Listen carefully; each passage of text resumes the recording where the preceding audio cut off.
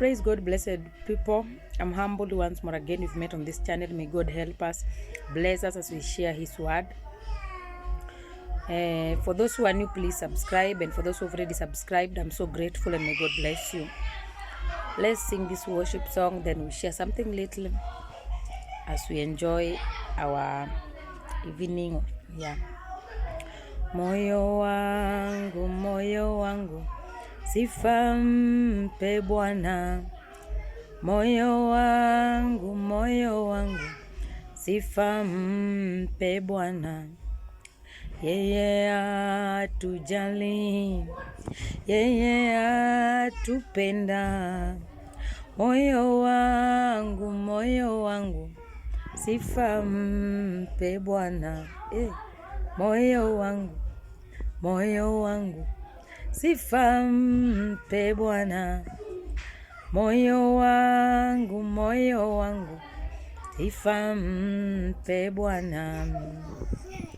May God bless you. May God uplift you once more again as you continue praising God. Tunapomshukuru na kumuinua Bwana anafu. Okay, don't mind her. Yeah, I want us to talk about standing in the gap. God has blessed you and God has uplifted you. Just take it personal that you standing in the gap, maybe in your family, at your workplace, in your marriage, at your church. Stand in the gap. I want to give you examples of people who stood in the gap and God did miracles and wonders.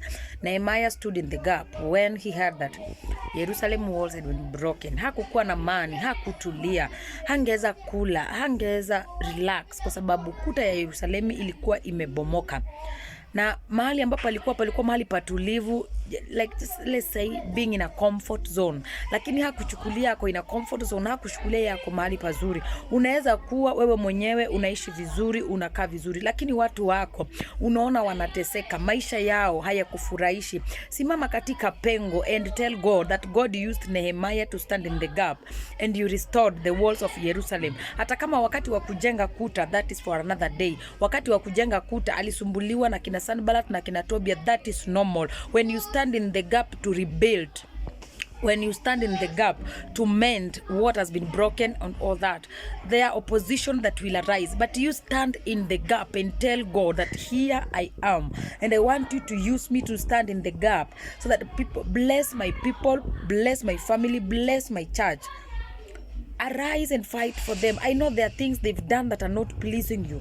Ndugu zangu wamekutenda dhambi, marafiki zangu wamekutenda dhambi, nimeshirikishwa ndani pasipo kujua. Baba, tunaomba rehema. When the grace period is still there, use that time and ask forgiveness on behalf of your brethren and God will help you. Mungu ana kisababu ni kwa nini He has a reason as to why he has chosen you. He has a reason as to why he has picked you. Esther was chosen to go. Esther was chosen na akafanywa malkia.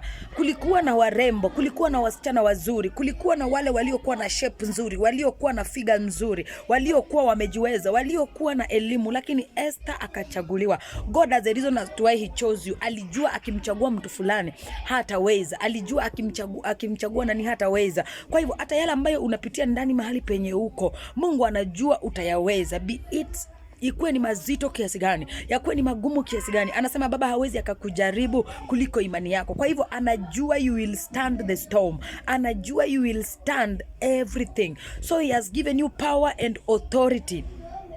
He knows you will make it. My sister, my brother, at your working place, unapitia mambo makubwa, unapitia mambo makuu. Mungu amekuchagua. Stand in the gap and say, no, it will not work. No, it will not happen. Haijalishi they will go to sorcerers, magicians, and watafanya kila kitu. People will use different channels to make sure they've pinned you down. But because God has given you that favor, God has given you hicho kibali. Mwimbaji akasema ninaomba kibali machoni pako. Ukishapata kibali machoni pa Bwana, it doesn't matter what they will do. God will stand for you. Wakati kuta ya Yeriko ilikuwa inaenda kubomoka na kuanguka, wakuchoka, walizunguka mara 7, mara ya kwanza, mara ya pili, mara ya 3, mara ya 4, mara ya 5. We get tired in the way. Tunaachia katikati. Ni Mungu na atabakia kwa Mungu. Tusiachie katikati, tusichoke. Continue pressing on until something happens.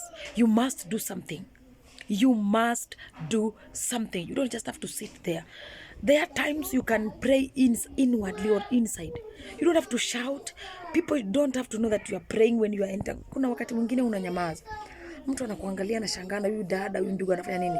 Lakini ndani mwako uko katika vita vya kiroho. Unapigana vita vya kiroho. Unatuma mishale ya kiroho. Unaambia Mungu arise and fight. Unaambia Mungu I'm here, but I know you are doing it for me. Mpaka watu waseme ninaomba nikamtumikia Mungu ambaye nani anamtumikia. Mungu wa Yoshua bado yuko. Mungu wa Musa bado yuko. Mungu wa Abrahamu, Mungu wako bado yuko. And remind God and tell God, I was in this situation at such and such a time. You arose and fought for me. I'm calling upon you again. Nakumbuka kwenda mbele za Mwenyezi Mungu with something. Include God in your finances, in your everything, in your prayers. Jitolee tu kila kitu, and God will bless you, and God will uplift you. I want us to stand in the gap because of our country. We are going for elections. Let's stand in the gap and pray for our families, pray for our friends, pray for our leaders, and God is going to bless us.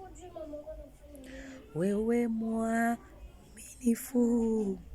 wewe wa pekee, moyo wangu, sifa mpe Bwana.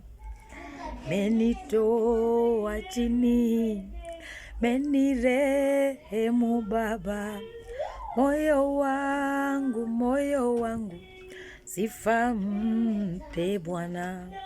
May God bless you. May God uplift you. May God remember you. May God comfort you in everything that you do. Let's meet again. God bless you all.